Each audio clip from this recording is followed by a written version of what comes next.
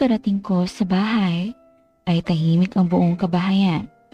May susi naman ako, kaya dire-diretso na ako sa sala. Wala roon si mama. Nagtuloy naman ako sa kusina upang silipin kung naroon ba siya. Pero wala rin. Tinignan ko ang rice cooker namin, may kanin na bagong sinaing at wala pang bawat. Tinilip ko rin ang kalderong nasa kanan kung anong ulam namin. Nakita kong tinolang manok. Napalunok ako ng laway dahil gutom na ako at napakabango rin noon. Humigo pa ako ng isang sandok na sabaw at talagang napakasarap. Nagtataka lang ako kung bakit tila wala pang bawas ang kanin at ulam. Ibig bang sabihin ay hindi pa rin kumakain si mama. Pasado 2:00 na noon. Umakyat na muna ako sa kwarto ko sa itaas at nagbihis. Noong makapagbihis, ay naisipan kong pumunta sa kwarto upang ayain na siyang kumain. Baka naman nakatulog sa paghihintay sa akin. May mga pagkakataon kasi na hinihintay niya ako para sabay na kami na magtanghalian. Pero iyon nga lang, gutom na siya noon dahil 1:00 ang labas ko ng school. Kaya mga nasa 1:30 na ako nakakarating ng bahay.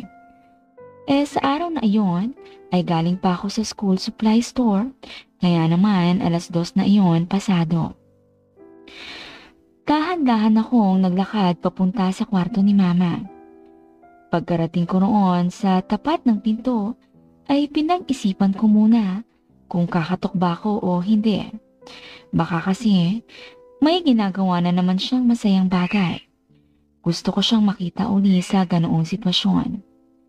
Dahan-dahan kong pinihit ang doorknob ng kaniyang pintuan. Sa hindi inaasahang pagkakataon, ay nakita kong ginagawa uli ni mama ang bagay na iyon sa kanyang sarili. Pero wala ng laptop sa harapan niya. Nakapikit lang siya na tila may ini-imagine. Napalunok ako ng laway sa aking nakikita. Hindi pa ako nakontento roon.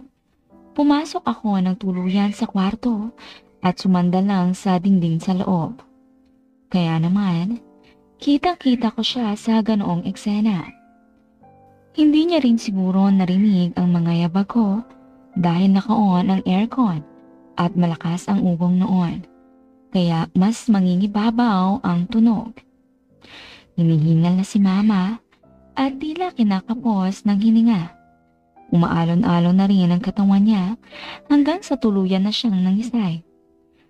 Nagpapugas siya ng hangin, tapos ipinagpatuloy ang paghahabol ng hininga. Hahakbang na sana ako, papalabas nang magmulat siya ng mga mata. Richard, anong ginagawa mo rito? Bakit ka nasa loob ng kwarto ko? Sorry po ma. Aayain po sana kitang kumain dahil nagugutom na ako. Bakit hindi ka kumakatok bago ka pumasok? Inisip ko po kasi na baka natutulog ka. Kaya ako nagdahan-dahan ng pasok kaso wika ko pa at hindi ko na alam kung ano pa ang dapat kong sabihin. Napailing-iling na lang siya tapos sinabing, sige na, lumabas ka na at nang makapag-ayos na ako ng sarili. Dali-dali na ako noon na lumabas at naupo sa may sala sa ibaba. Lumipas na lang ang mahigit kalahating oras ay hindi pa rin siya bumababa. Hindi ko tuloy alam kung nahihiya siyang humarap sa akin dahil sa aking nasaksihan o nakatulog na. Gusto ko pa sanang umakyat para tawagin siya, kaso natatakot na ako dahil baka sabihin niyang masyado ko nang ini-invade ang personal space niya. Kaya tumayo na lang ako at nagtungo sa kusina. Kumain na ako mag-isa dahil hindi ko na matiis ang gutom. Matapos ko makakain, ay umakyat na akong muli sa kwarto ko para magpahinga. Muli kong naalala ang mga tagpo na aking nasaksihan, kaya hindi ko naiwasang hindi mag-init. Kinuha ko sa drawer ang lotion at tissue saka na ako nagsimula sa isa sa pinakamahalagang ritual ko sa aking sarili. As usual, si Mama ang subject na tumatakbo sa aking isipan. Noong makatapos ay agad na akong nagumot at nakatulog.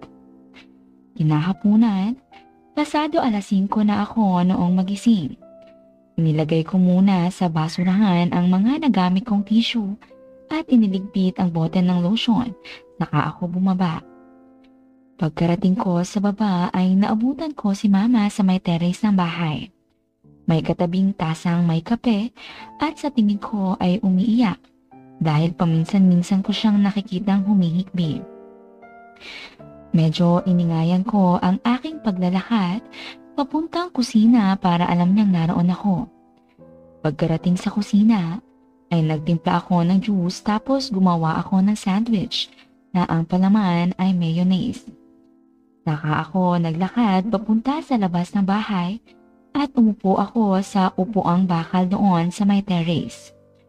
Nakita kong maayos na ang itsura ni Mama. Hindi na siya umiiyak at wala ng luha. Pero namumula pa ng kaunti ang kanyang mga mata. Ma, ayos ka lang po ba? Tanong ko, pero hindi pa siya sumasagot. Sabi kong muli, Ma, alam ko ang problema natin kay Papa at dalawa tayong apektado ron. Hindi masama kung magdamayan tayo. Alam kong malaki ang pagkukulang ni Papa sa'yo sa bagay na yun. Ako man ay nagagalit sa pinaggagawa ni Papa. Pero hindi naman yata tama na sirain ko rin ang buhay ko. At wag nang mag-aral. Dahil lang may balasubas at loko-loko akong ama. Ma, magtulungan naman po tayo. Hindi lang naman ikaw ang nasasaktan sa nangyayaring mga to. Kumika ako. Sabi niya naman, kasalanan ito ng Papa mo eh. Pati yung nakita mo kanina. Hindi ko rin yun gagawin kung kahit papaano ay ginagampanan niyang tungkulin niya sa akin. Halos 6 na buwan na kaming hindi nagtatabi para gawin ang bagay na yun. Palagi na lang siyang galit at mainit ang ulo. Eh paano naman ako? Tao ako na may pangangailangan sa ganong bagay. Idagdag pa na bata pa ako. Ito ang edad na mas mahilig sa ganong bagay ang mga babae. Kaya hindi mo ako masisi kung paminsan-minsan ay ako na lang din mismo ang mag-asikaso sa sarili ko. Sabi ko naman, Ma, bakit ganyan ang tono ng iyong pananalita? Parang ang dating ay sinisisi kita. Mali ka po, hindi kita sinisisi. Walang nagbago sa paningin ko sa iyo sa kabila ng nakita ko. In fact, hindi iyon. Ang unang pagkakataon na nakita kitang ginagawa yon. Pangalawa na, hindi ko lang sinasabi sa'yo dahil naiintindihan naman kita. Wika ako pa, sabay lumapit na ako sa kanya at niyakap siya mula sa tagiliran. Sabi niya naman, siguraduhin mong walang ibang makakaalam ng tungkol doon sa nakita mo na ginawa ko kanina ha? Oo naman po ma, kakasabi ko lang po diba na magkakampi tayo. Tayong dalawa ang haharap sa problema ng ating pamilya. Iwan man tayo ni Papa o hindi, ay mananatili tayong matatag. Ipagpapatuloy ko ang aking pag-aaral at ipagpapatuloy mo ang iyong buhay. Salamat anak ha. Wika niya at yumakap na rin sa akin. Sa pagkakataong iyon ay ramdam na ramdam ko ang dalawang malalaking kabundukan na naipit sa pagitan namin. Kaya medyo naiilang ako. Sige na anak, pupunta na ako sa kusina, magsasaing na ako. Sisimulan ko na rin ang paghiwa ng mga gulay. Magluluto kasi ako ng chop suey at pritong tilapia. Okay po ma, dito lang po muna ako. Sige nak. Sagot niya pa at nagtungo na sa kusina. Kinagabihan ay naghapunan kami ng medyo matamlay. Pero nag-uusap naman ng iilang mga mahalagang bagay.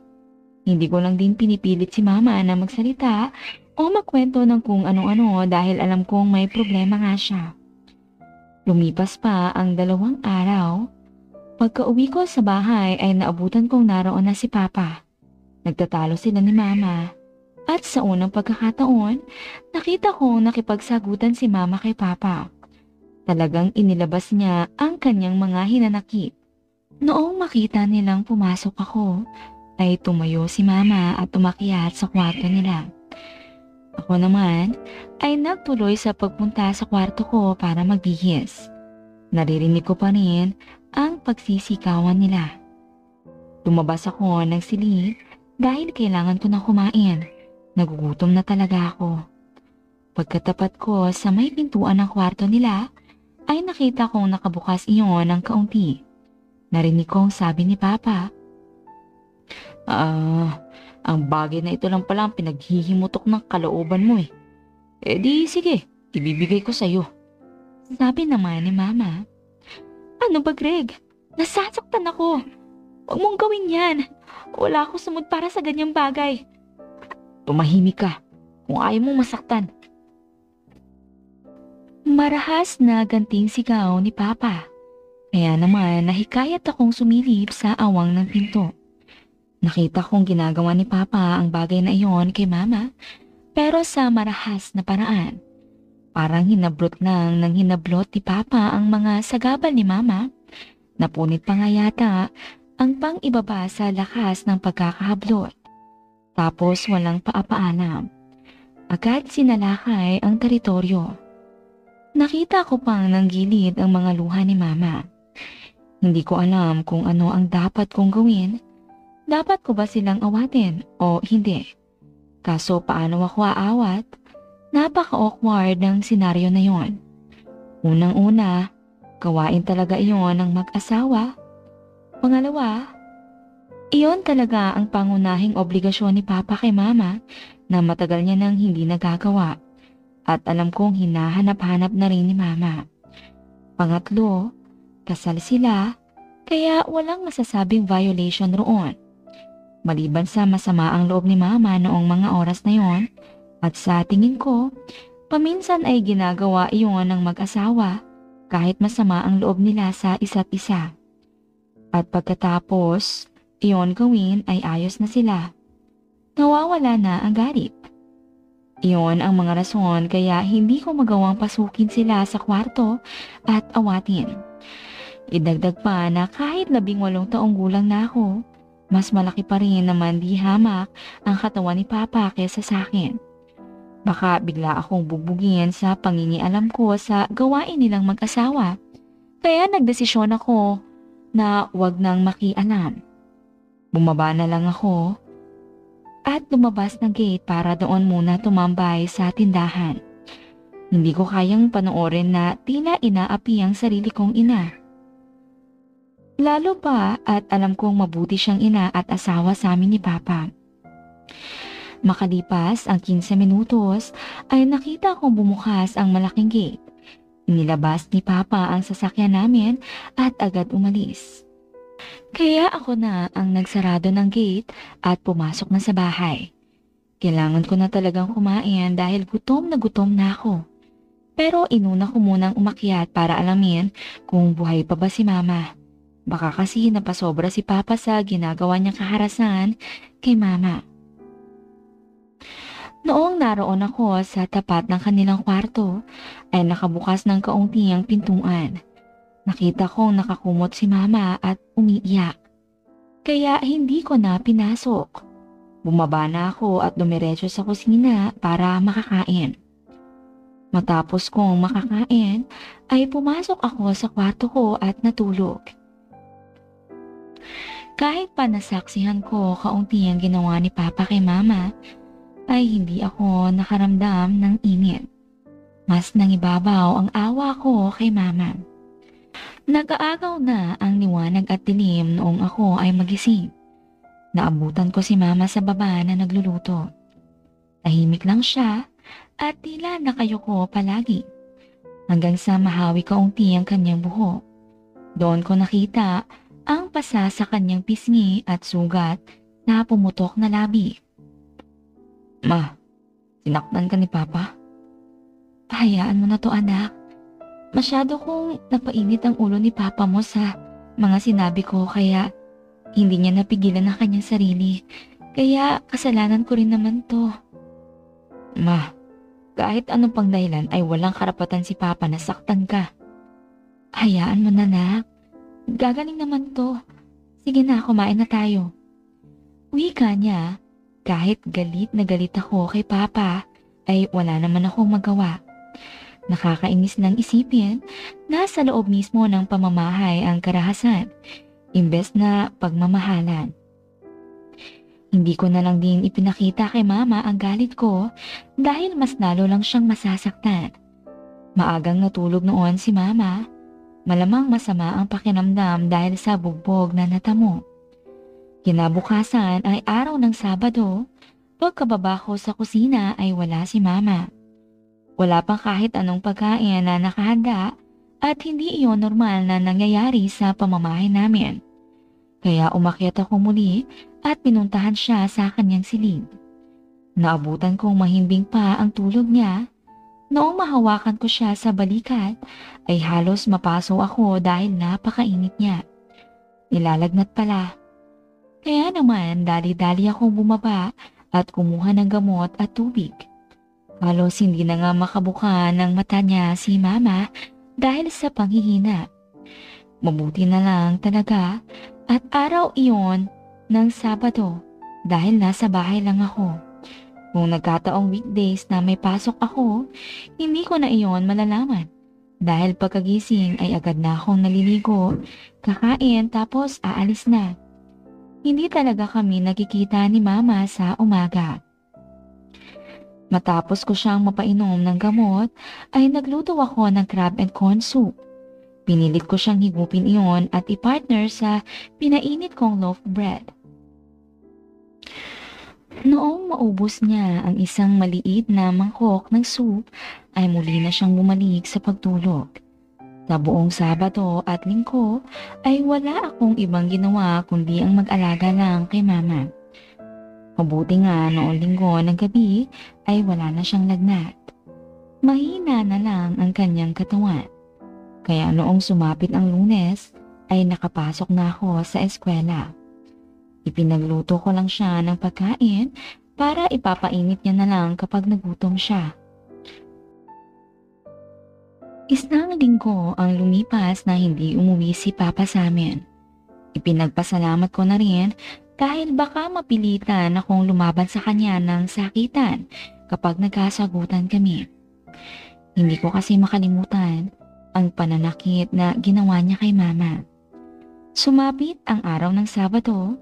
Pagkagising ko ay nakita kong may text sa cellphone ko galing kay Andrea. Hi Richard, Andrea here. Birthday ko today. Punta kayo ni Ate Charlene kahit mga 3:00 ng hapon. Bale, merienda kasi yung celebration. Punta kayo ha. Don't worry, hindi kailangan ng regalo. Pambata lang yung mga regalo. See you later. Wika niya. Ako naman ay hindi alam kung ano ang ire-reply. Kaya pinuntahan ko si Mama sa kusina. Ma, birthday po ni Andrea. Punta raw po tayo. Naku anak, ikaw na lang. Naglalaba ako ng mga bedsheet at kumot eh. Kailangan ko tong bantayan habang nakasampay sa init ng araw. Baka biglang umulan kung tayong dalawa pa ang pupunta. Kaya ikaw na ang pumunta ron. Ipagbalot mo na lang ako ng pagkain pag uwi mo. Si Mama talaga, ginawa pa akong Sharon. Ano ka ba? Sabihin mo lang kay Andrea na baka pwede kang humingi ng kaunting maiuwi mo sa akin. Magbibigay yun. Mabait naman yun eh at hindi madamot. Okay po ma, sige. Susubukan ko. Depende kung hindi ako malunod sa hiya mamaya pagkarating ron. Sagot ko pa. Sabi naman ni Mama, dumaan ka sa gift shop sa labasan, bumili ka ng kahit headband lang, tapos ipa-gift wrap mo para may regalo ka naman. Kahit munting bagay ay ayos lang, kaysa wala ka talagang dala. Kumuha ka ng 200 pesos sa ibabaw ng ref para may pambili ka na regalo. Okay po ma, salamat po. Sagot ko naman. Kinahapunan nga noon ay nagpunta ako sa bahay nila Ninong John at Ninang Carmen. Hindi ko sila Ninong at Ninang dahil sina Mama at Papa talaga ang inaanak nila sa kasal. Pero lumaki akong ninong at ninang na rin ang tawag sa kanila. Pagkarating ko roon, ay agad akong inasikaso ni Andrea. Sabi naman ni Ninang Carmen, "Richard, si Charlene nasaan?" "Naku Ninang, ayaw iwanan ng mga sinampay niyang mga kumot at mga bedsheet. Baka raw umulan. Sayang ang pagod niya." "Ah, ganun ba? Andrea, magbalot ka ng pagkain. Ipaghanda mo na. Para hindi makalimutan ni Richard pag-uwi. Para naman makakain rin ng handa mo si Charlene." "Opo, Nay." Sagot naman ng dalaga. "Tara na Richard, doon ka na kumain sa may likuran ng kusina. Crowded rito eh. Kakain pa lang din ako kaya sabay na tayo." Wika niya sabay hawak sa kamay ko at hinila na papunta sa may sala kung saan may mahabang lamesa na pinaglalagyan ng mga pagkain. Nagtataka ako dahil bakit parang super close ang treatment sa akin ni Andrea samantala hindi naman kami dating close. Kailan lang kami nagkausap at nagkapalitan ng number pero hindi rin kami naging textmate. Parang may kakaiba talaga. Pagkarating sa likuran ay iniwan niya pa ako roon para kumuha ng leche flan. Walang ganoon sa handa dahil salad ang dessert na nakahain. Itinabi niya raw talaga yon para sa akin. Dahil sa sinabi niya kaya mas lalo kong naramdaman ang pagiging special treatment niya sa akin. "Richard, may girlfriend ka na?" "Naku, wala. Nahihiya ako manligaw eh." "Hala siya. Gwapo ka naman ah. At may maayos na estado sa buhay ang pamilya. Anong ikinakahiya mo dyan?" "Hindi ko alam. Basta nakakahiya eh." "Ikaw talaga, torpe ka pala." Ikaw, may boyfriend ka na?" "Wala rin." Bakit naman wala?" "Kasi dati hindi ko pa alam kung ano ang gusto ko sa lalaki. Tsaka nakafocus ako sa pag-aaral. Pero ngayong graduating na ako, ay gusto ko nang magkaroon ng boyfriend. At alam ko na kung anong klaseng lalaki ang gusto ko." "Anong klaseng lalaki naman yun?" "Gusto ko yung simple lang. Hindi mayaman, hindi rin sobrang mahirap. Mabait at magalang sa mga magulang. Plus point sa akin kapag mapagmahal sa nanay. Yung semi-mama's boy ang dating. Semi lang ha. Huwag naman yung mama's boy talaga to the highest level. Tapos gusto ko katulad mo na katamtaman ng pangangatawan. At mas matangkad sa akin. Parang katulad rin sa'yo." Wika niya nang nakangiti habang namumula ng kaunti ang pisngi na parang nahihiya sa mga sinabi. Base sa mga sinabi niya, parang ako mismo ang definition ng lalaking gusto niya. Dahil sa tingin ko ay yon ang tamang pagkakataon, kaya naman pinilit ko na rin sabihin ang nararamdaman ko. Total naman, ay siya ang unang nag-open ng ganon sa akin. Sabi ko na lang, "Grabe no, halos parehas pala tayo ng gusto. Ako rin, ang gusto kong babae ay iyong mabait na katulad mo. Gusto ko rin na medyo matanda sa akin para maiintindihan ako. Tapos ganyang pangangatawan at tangkad rin." Natahimik siya at nanlaki ang mga mata. Seryoso Richard? Gusto mo ko?" Sabi ko naman. Oo eh. Sorry ah. Ngayon ko lang nasabi. Paano kasi hindi mo naman ako pinapansin dati? Tumitingin ka at mumingiti kapag binabati ka namin ni Mama. Pero never mo naman ako kinausap. Kaya nahiya na ako makipag-close sa'yo. Dahil sa mga sinabi mo ngayon, kaya naisip kong sabihin na rin ang totoo kong nararamdaman. Sabi niya naman, "Paano kung sabihin ko sa'yo na tinatanggap ko ang pagkagusto mo sa akin? Ibig ba sabihin nun, tayo na? O magkasintahan na tayo?" I think so. Kinakabahan ko pa ang sagot. Sabi niya naman, di sige, magmula ngayon tayo na. Ang saya no? birthday ko ang anniversary natin. Wika niya, sabi ko naman. Baka pwedeng wag muna natin sabihin kina Ninong at Ninang. Nahihiya at natatakot pa ako eh. Oo, sige, ayos lang sa akin. Pero pwede mo na rin ipaalam kay Ate Charlene na girlfriend mo ko. Para malaman natin ang reaksyon niya. Huwag muna sa ngayon, Andrea. Malaki ang problema ni Mama kay Papa eh. Umuwi rin si Papa noong nakaraang linggo. Sinaktan si Mama. Putok nga ang labi eh. Namaga pa ang pisngi at kinabukasan ay inaapoy na ng lagnat. Kaya sa atin na lang muna tong namamagitan sa atin. Ah, ganun ba? Sige Richard, I understand. Kinikilig ako. Ito na ang pinakamagandang gift na natanggap ko sa buong buhay ko. Nagka-boyfriend ako sa unang pagkakataon. Ha? Ako ang first boyfriend mo? Oo naman. Bahay school lang naman ako eh. Wala pa akong panahon sa love life na yan dati. Pero ngayon na graduating na ako ay naisip kong pwede na siguro. Lalo at kilala ko naman ng lalaking naging boyfriend ko na isang mabuting tao. Richard, can we seal our relationship? Tanong niya. Huh? Paano naman? Ganito. Sagot niya at dinawid na agad ang distansya ng aming mga labi. Grabe ang kaba ko noon dahil maaari kaming mahuli nila Ninong. Lalo at naroon lang kami sa likuran ng kusina. Sabi niya pagkatapos, grabe ang pintig ng puso mo. Nararamdaman ko. First kiss mo rin yun? Oo eh. Pareho pala tayo. Sagot niya tapos biglang lumapit sa amin si Ninang Carmen. Andrea, huwag mong kalimutan magbalot ng pagkain para kay Charlene ha. Mahihain pa naman tong si Richard. I'm sure hindi yan magpa-follow up sa'yo nang hinihingi niyang pagkain. Tatakas na lang yan bigla. Opo, Nay. Ako na bahala. Sisiguraduhin kung may dala siyang pagkain pagka-uwi. Sagot naman ni Andrea. Sobrang kaba ko noon dahil muntik na talaga kaming mahuli ni Ninang Carmen kung napaaga lang ng 2 minuto ang pagpunta niya sa likuran ng kusina.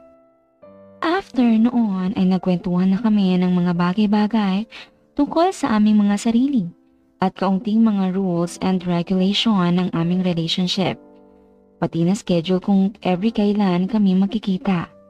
Bago pa lumubog ang araw, ay umuwi na ako dala ang mga pagkain na bigay ni Andrea. Barbecue, pansit malabon, pichi-pichi, cake at salad.